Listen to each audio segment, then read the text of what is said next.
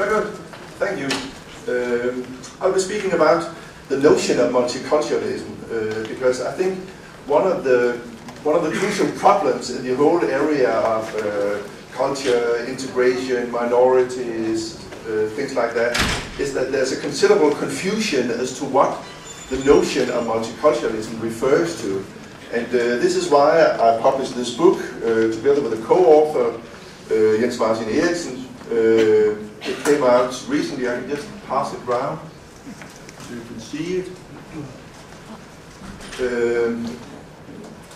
So here I'll try to introduce to some of the main ideas in the book. Parts of it is academic, but I will try to speak in a not too academic manner. Please stop me if I become too academic. Multiculturalism, this word can be used in many ways, here I will point to at least 3 ways. You can use it descriptively, you can use it to describe a condition which prevails or which has developed in many countries during recent decades, namely the fact that in most modern societies there are indeed citizens which have different ethnic or national or cultural background. So in that sense I think it's a completely unproblematic word if we use it descriptively. No problems there. All the problems come when we pass from the description to take the word to imply something normative in some sense. The idea that multiculturalism implies that there are certain very specific policies that we should adopt in order to cope with the fact that most societies are multicultural. And under the normative headline, there are at least 2 large trends, I would say. There's what we could call soft multiculturalism. I'll return to that in more detail. Briefly expressed that everybody has the right to practice his and her culture within the confines of basic democratic principles. And that is opposed to what you could call hard multiculturalism, which is taken to imply that cultures have special rights. They ought to have special privileges which should be developed politically in order to protect the cultures against larger societies so they could live protected against offense or against erosion from larger culture. As you might see, this distinction between hard multiculturalism and soft multiculturalism are not between 2 simple points of view. It is rather a sort of gradual continuum. So you have very soft multiculturalism in the one end and very hard multiculturalism in the other end, depending upon how many special privileges you think cultures should have. Of course, the more special privileges, the harder the multiculturalism. So that's just a terminological start. Here's the book I'm passing around. I co-wrote it together with a Danish friend, novelist Jens Martin Eriksen. It came out in English and French this year, and coincidentally it was reviewed in Huffington Post only yesterday. There was a large review in the French version of Huffington Post, and there was an interview with my friend and myself in the American version of Huffington Post. So you can look that up on the internet if you're interested. So this is the layout of the book. The first long section is primarily written by my friend Eriksen, deals with Malaysian multiculturalism as an example. Why did we pick that? Why did we not pick a European or Western country? I think we did that for 2 reasons. One is that it is very often claimed that Malaysia is indeed the country on the globe which has developed multiculturalism to the highest degree, so only for that reason it's interesting to look at conditions there. Another reason to pick that country is, I think that all three major cultural groups in the country are non-white. So in some sense, I think that allows for us to see the issues more clearly, because that allows us sort of to bracket all the issues of Western imperialism, colonialism, white man contra other races, all that. We don't need to consider that because that's not so pertinent to the Malaysian case.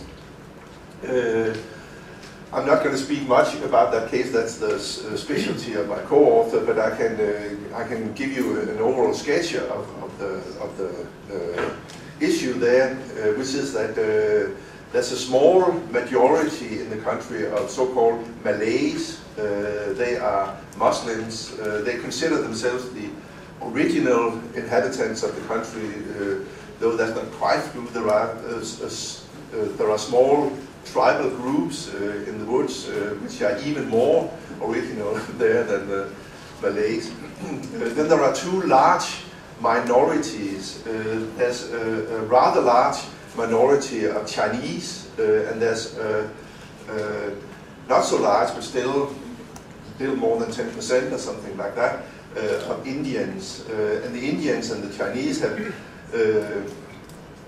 primarily migrated there during the period of British colonialism. And there's a tradition that especially the Chinese are very economically active in trade and industry and things like that. So after the independence from Britain, they have developed into a more and more multicultural direction, especially with respect to the Malays versus the Indians and the Chinese. So they have separated legislation, they have separated courts, they have separated police forces, all of that, of course, having to do with Islam, because the Malays are constitutionally forced to be Muslims. And there's a special Sharia legislation holding only for the Malays, not for the other ethnic groups. They have their own court systems and their own police forces, and they even have separate real estate prices, because when Malay wants to buy a house, he will receive government subsidies in order to lower the price, and that's not the case for the Chinese and the Indians. And the upshot of all this is a very segregated society. The three groups tend to keep to themselves. There's not much intermarriage. The press is strictly controlled by the government. You've got to have a permit in order to publish a newspaper, and there's not much public debate in the newspapers. The newspapers tend to write only about, public officials opening a new building or something like that, while harsher and more serious political problems are only rarely addressed. So effectively there's some degree of government censorship, particularly as regards inter-ethnic or intercultural issues between those groups. There is a ban on apostasy, not in general, but from Islam to the other faith. So it's allowed to convert from Hinduism or Buddhism or Christianity into Islam, but not vice versa.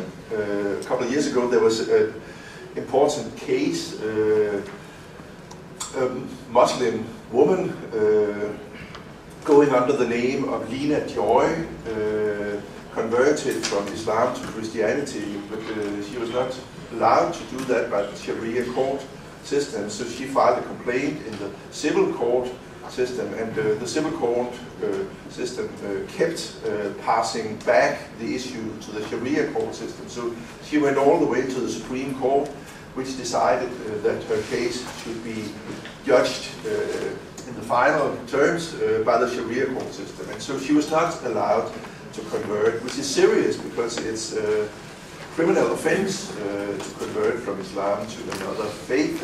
And so she had to, eventually she had to leave the country in order not to be prosecuted for apostasy, which would typically end with a jail sentence in a sort of re-education camp.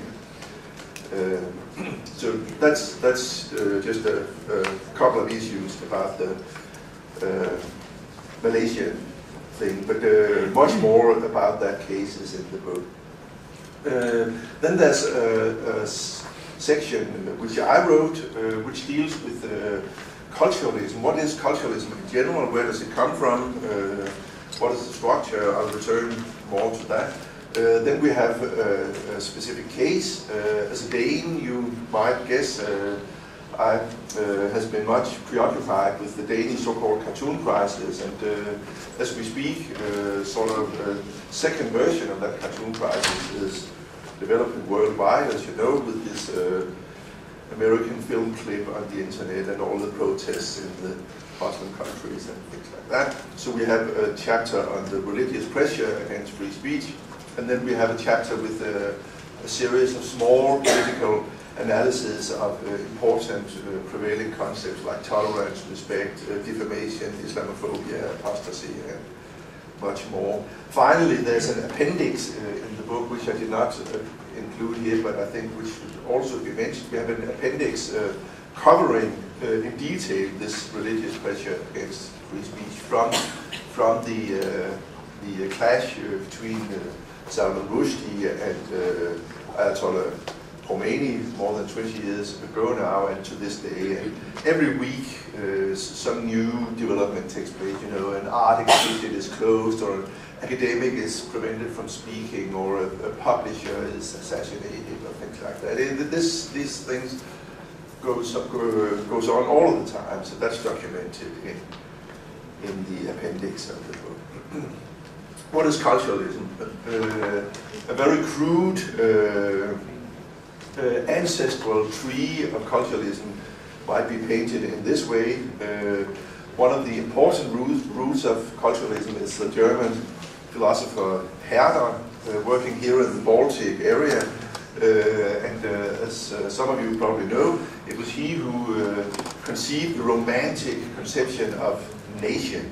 And it's very well known that this conception immediately in the early 19th century went into politics, in nationalism, national liberalism and things like that. A strong nationalist movement in Europe in the early 19th century. And it is also well known how the same strong conception of the nation got a more malignant expression later on in the 20th century in the different fascisms. I think both of you know, the benign and the malign lineages of culturalism are rather well known, but it's less appreciated that the same heritage from the history of ideas also went into culturalism, roughly from the 1920s or something like that, but especially strong after the Second World War, and I'll say a bit more about that.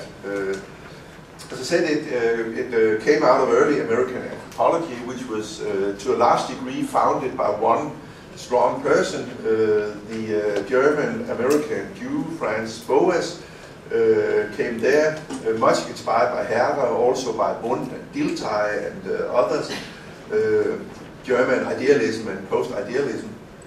And he was one of the seminal founding fathers of anthropology, and he introduced some very important and very sound notions, the idea of doing empirical fieldwork, participant observation, things like that. It was also he who injected anti-racism in anthropology very importantly, because racism was widespread in anthropology at the time.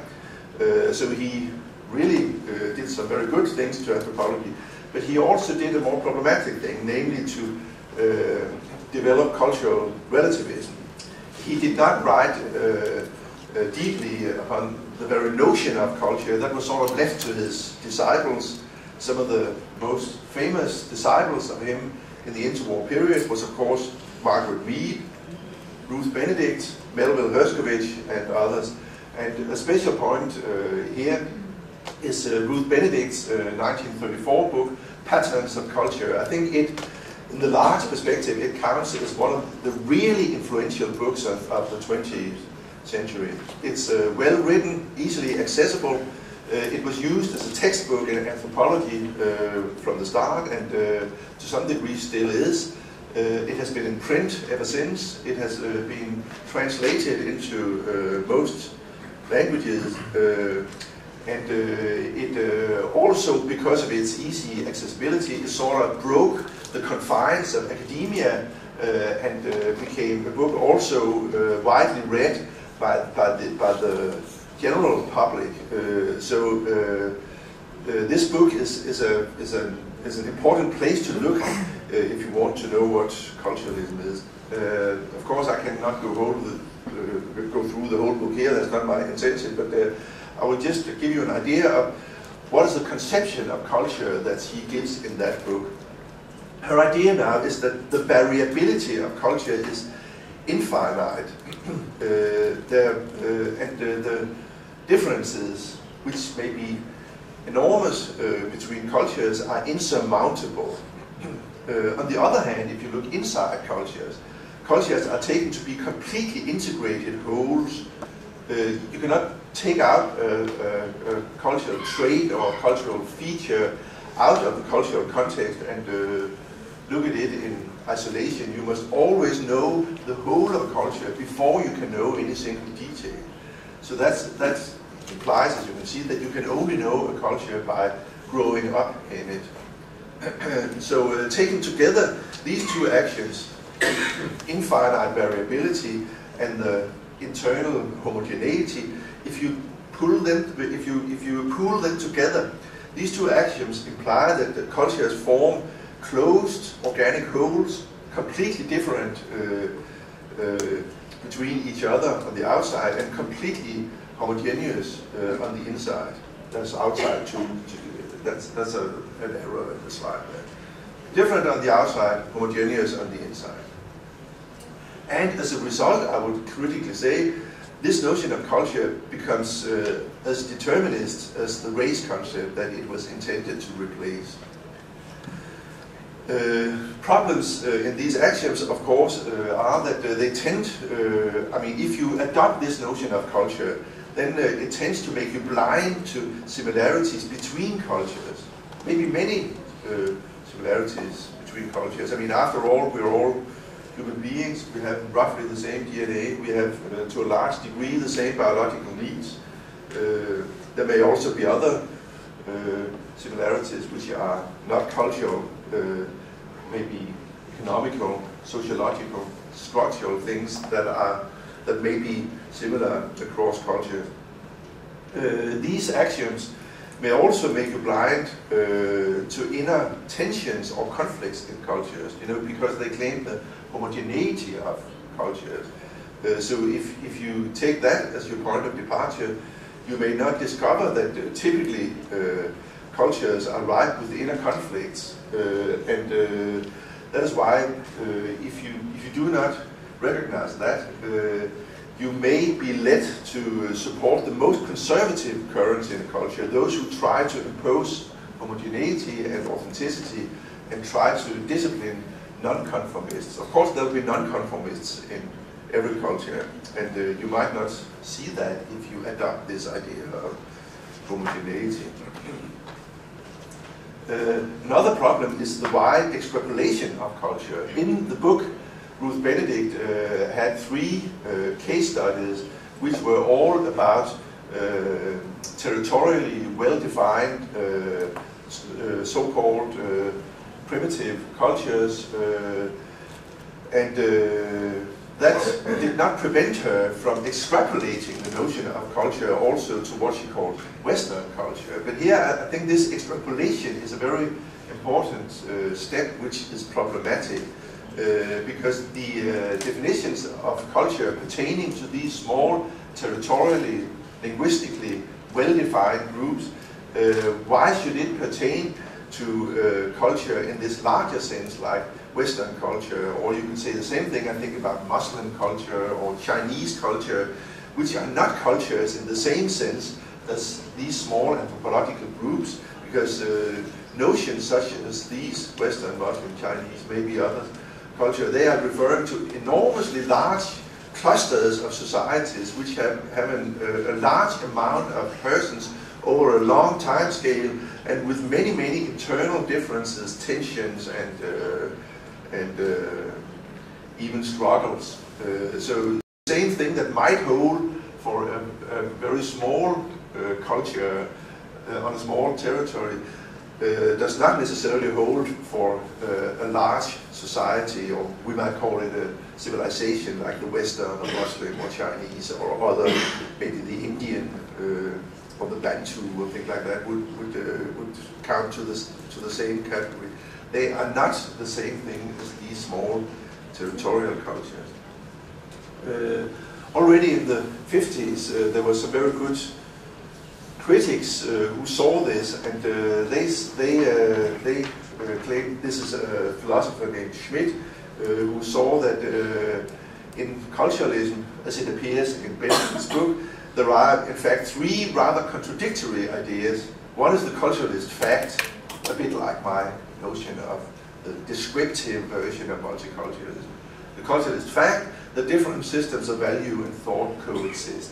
Of course, that's trivially true, no problems there.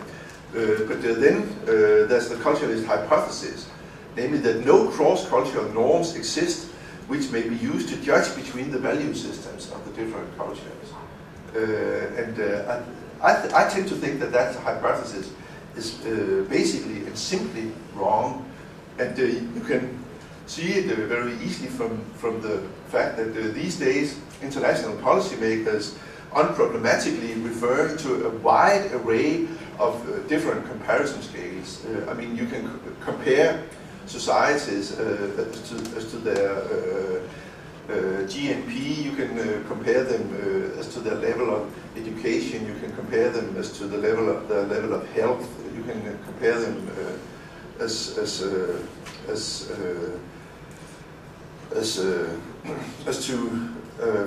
I mean the degree of nepotism in government. You can make investigations of happiness in different cultures. Yeah, there are so many international investigations going on all the time, exactly doing what this hypothesis claims is impossible, namely compare cultures or societies by using cross-cultural standards. So I tend to think that this point too in culturalism is simply not correct.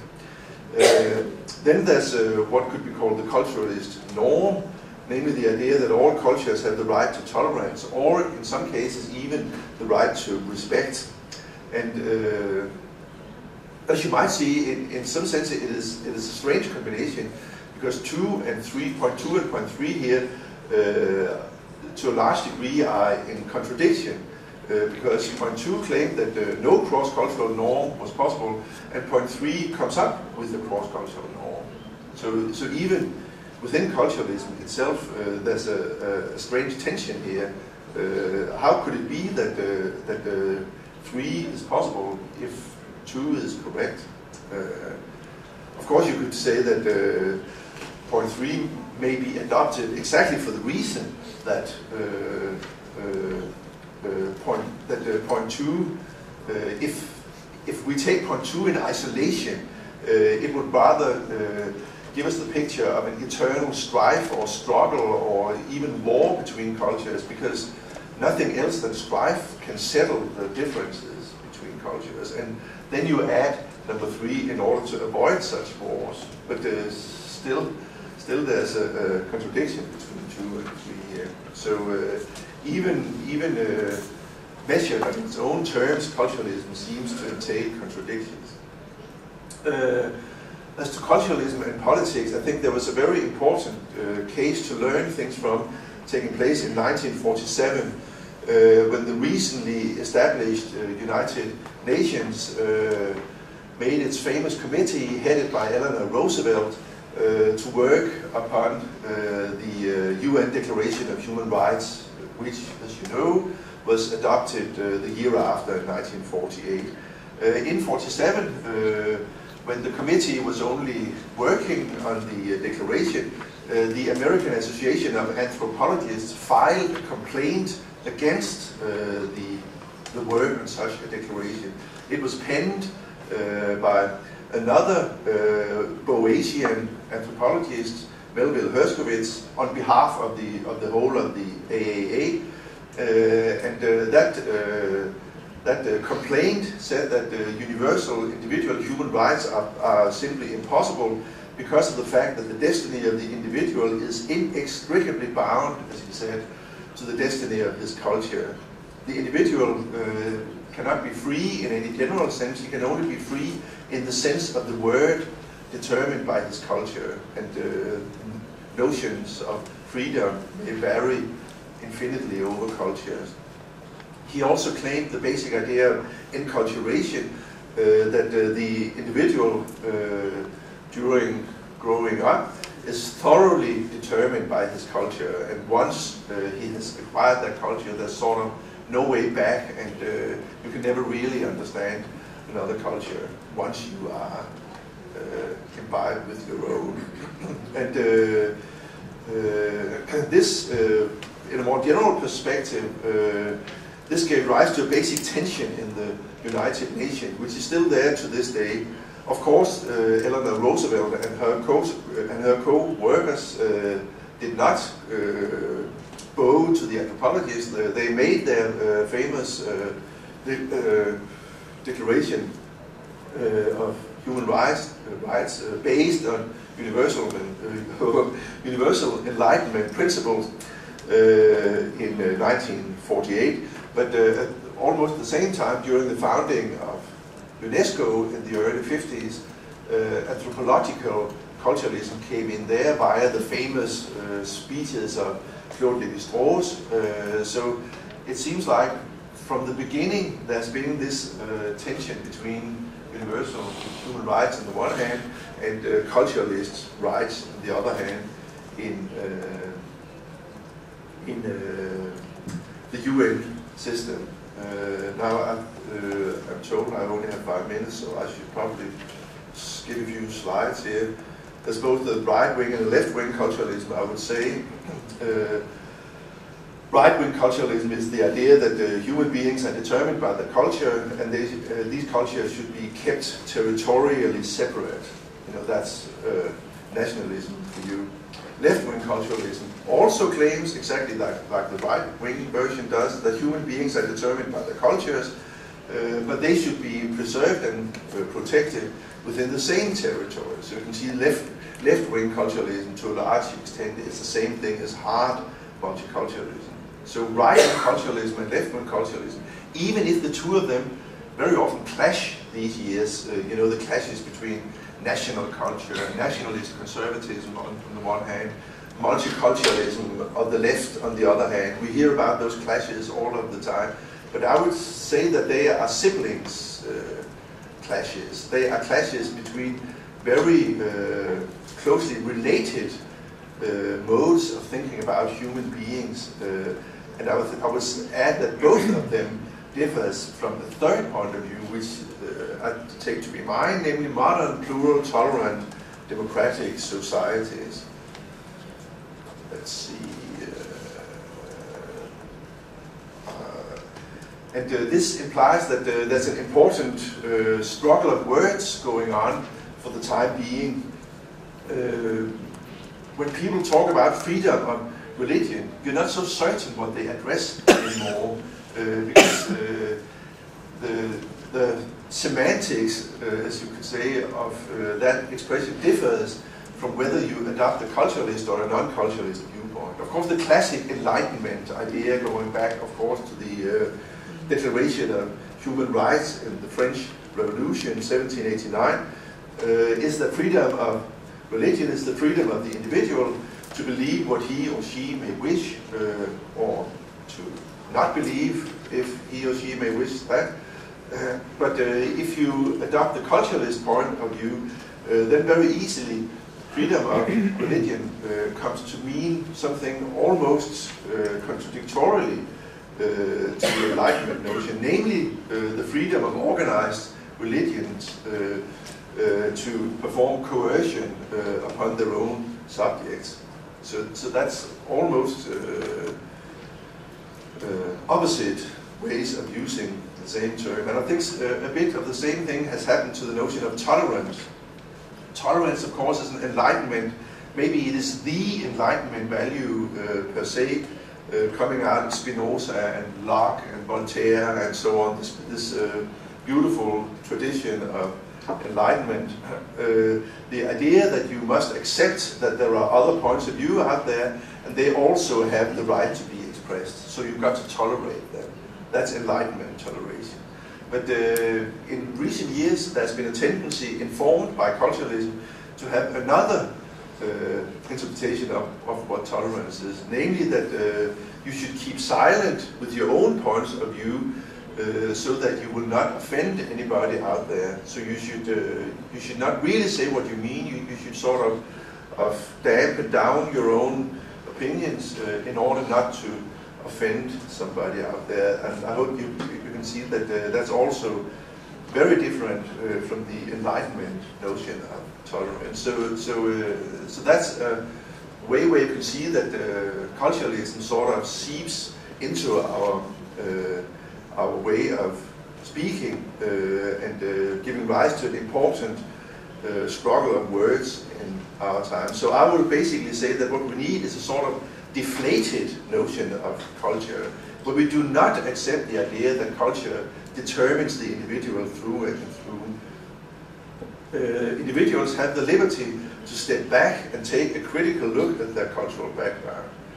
The fact that they have this liberty is not to say that it's always easy, especially not if you live as an individual in an authoritarian or even totalitarian society. It may be very difficult in practice to take this step back and take a critical look at your own cultural background. So I do not claim that it is easy in every context to do that. I would just claim that it is a basic ability of human beings to do such a thing.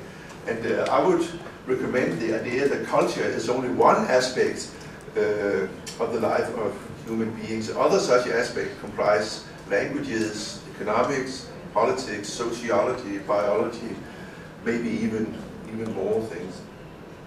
So that's why we have to distinguish between soft and hard multiculturalism. I would recommend the soft version. The individual may practice his culture as he or she may wish, as long as the basic framework of democracy and rule of law is respected. The hard version then claims that cultural groups should enjoy special rights or holding for the groups or for their members, and I would not recommend that. There may be special issues where there are compromises or things like that, but I think that the general line should be the soft rather than the hard version. So my conclusion would be that the problem in multiculturalism does not lie in the multi part of the word. The problem is not the existence of human beings with different cultural backgrounds. The problem in the word lies in the second part of it, lies in culturalism. The idea that cultures determine human beings through and through, and that cultures in themselves have rights on a par with individual rights. So that leads me to the final anecdote. This picture here was on the Danish version of our book. Unfortunately, the international publishers really didn't like it. It's also on the cover of the French version, but they blur it, so you can't really see what it shows. And the Americans simply didn't like to have it on the book cover, so they placed a veiled Muslim girl there instead. And I'm a bit unhappy with that, because I think this picture much better gives the idea of the book. As you can see, or you may see, it's originally a sort of Peace and Love photo. It's originally from the poster of a techno festival in Barcelona some 10 years ago, and it was my co-author who found it. He was in Spain and he walked the street in Barcelona and saw this poster and said, well, interesting photo, I think I'll bring this poster with me. And so he took it home, and 5 years later when we wrote this book, this picture came to his mind, and we put it on the cover, even if the publisher was very hesitant because they could not find the photograph, so they were afraid of copyright issues. Never mind, it came on the Danish book cover, and as the book came out in Denmark, I was invited to the Danish radio to speak, and so you know they will offer you a taxi there. So I went down and took a cab, and it was an immigrant taxi driver. He was Muslim, and we had a conversation in the taxi, and he said, "So you are going to the radio? Are you going to speak?" Yes, I'm going to speak. So did you write a book? Yes, I wrote a book. I said, and I had the book in my hand, so I just showed it to him while driving. And when he saw that, he yelled at the top of his voice. Now I will not yell as loud as he did because you would be scared, but he yelled, "She'll be killed! She'll be killed! Where did you get that picture from? She'll be killed! No Muslim woman would do such a thing! She'll be killed!" And I was a bit taken aback, and I said, "Well, I hope it's not you who will do the killing." No, but she will be killed, that's for certain. And he was completely mad. So I arrived a bit discouraged to the radio program, and I did my thing and discussed the book and things like that. And after that, I should have a cab home. A new immigrant taxi driver, a new Muslim taxi driver, and he also asked, "So, have you been on the radio?" "Yes, I've been on the radio." "So, did you write a book?" "Yes, I wrote a book," and I showed it to him, and I thought, "Well, no, not once more." And he said, "This is beautiful. Love conquers everything." And I think this anecdote, which is true, goes to illustrate the fact that we should not think that immigrants are necessarily very much alike. There may be very different points of view also in the immigrant society. Yeah, thank you.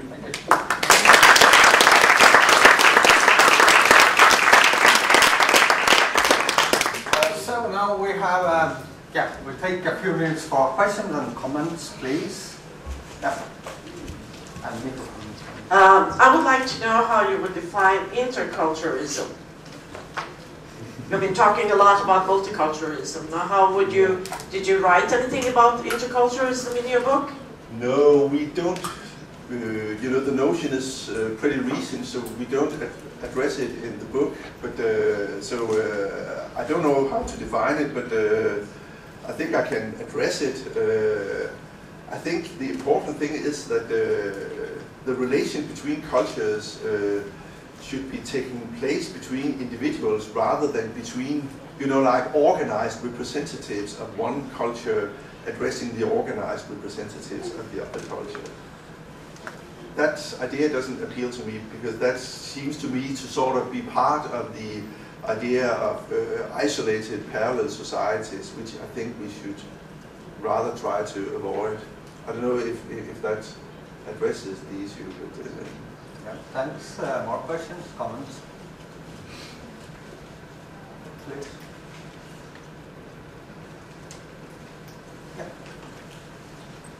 I have a question about... Just wait for a second.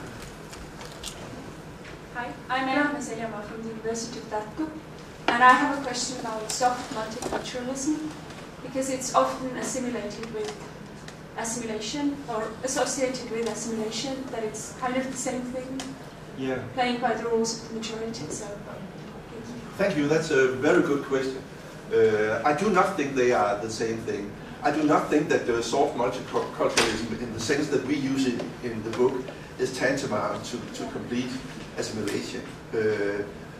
Our claim is just that there are certain basic fields where culture should yield, namely democracy, rule of law, human rights, protection of minorities, things like that should enjoy a more privileged position in society than any culture.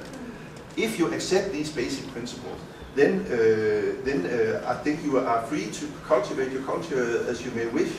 So that's not the same thing as Malaysia, and it is not the same thing. Furthermore, as privatization of culture. It is not that you can only develop or practice your culture in private, because I would say that cultural groups or religious groups, they have exactly the same large liberty of appearing in public as any other organization or association.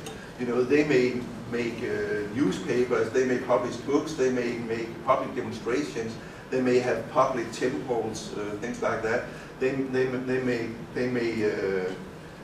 may propagate their beliefs in the public sphere. They may make political parties if they so wish. So the idea is not that the culture should be kept in private or something like that.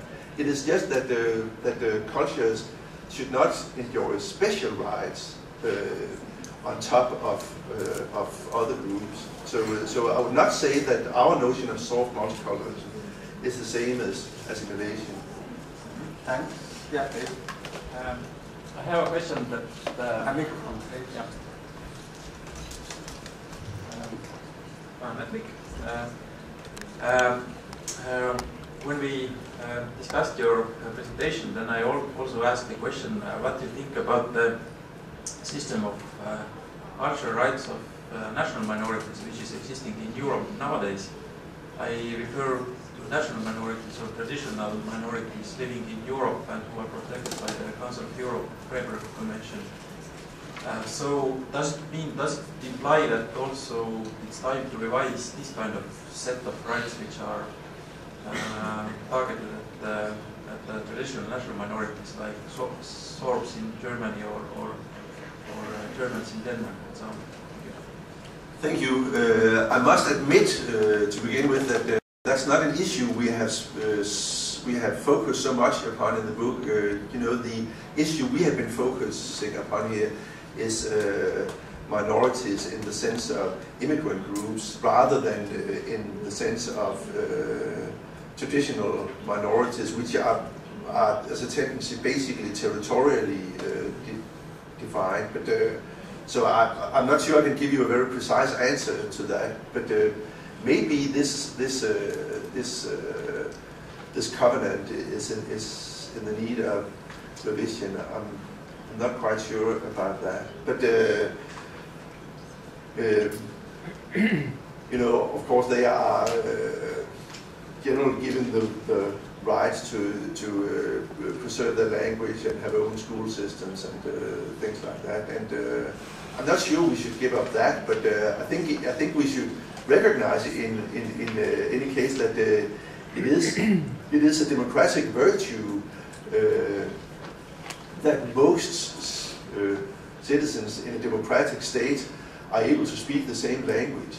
And I think that's an important point, because you can argue for language in two very different ways. I mean, you can argue for language in a sort of Herder-like way, where you claim that immigrants must learn the national language because it is right with the ancient culture and it imbibes you with all sorts of national values and things like that.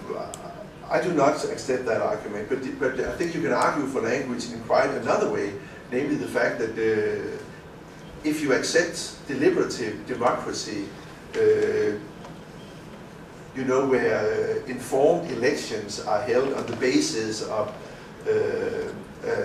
public sphere where basic political issues are addressed, then of course in order to participate in democracy it's important that you are able to understand what's going on in the public sphere. So that's a democratic argument for language, which I think is another argument than the nationalist argument. Okay, thanks. Yeah, please. Hi, Adam Newman-Turner from Institute of Community Cohesion in England. Just to add to the comment about interculturalism, multiculturalism, our institute is, like many others I expect represented today, really trying to grapple with the practicalities of what is required in the face of increasing diversity.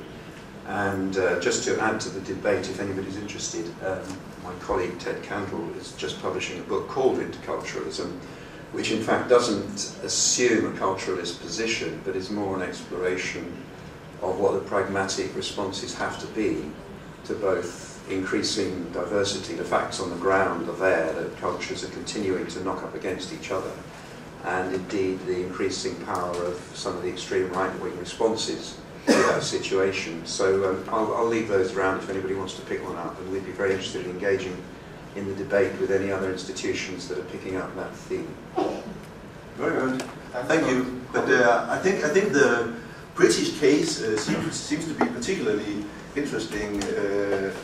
Kenan Malik, the British scholar, wrote a very interesting book about the multiculturalist experiences of Britain during the last 20 years, and he claimed, you know, he has an Indian background himself, as you might gather from his name.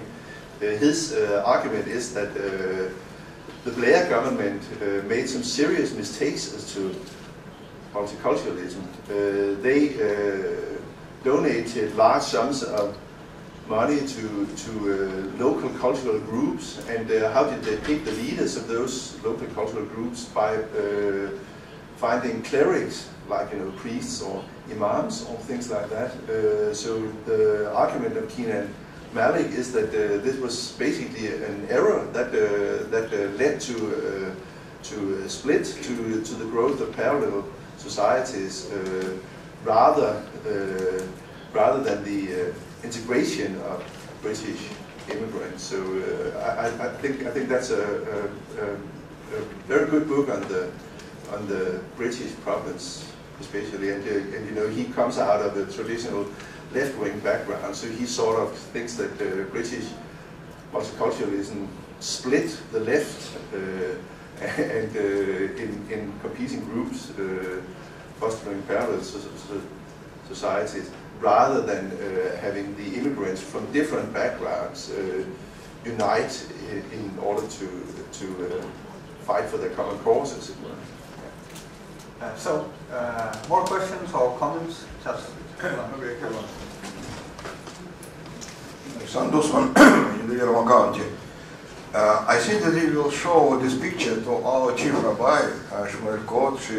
He will also not glad to this picture because it's chief rabbi of Jewish community, because it's example like a mission family. If you look back to the situation in Estonia, we have a whole different discussion from ethnic Russian, how to protect our own identity. And my question is, where is border, very narrow border between protection multiculturalism or development multiculturalism and protection ethnic identity?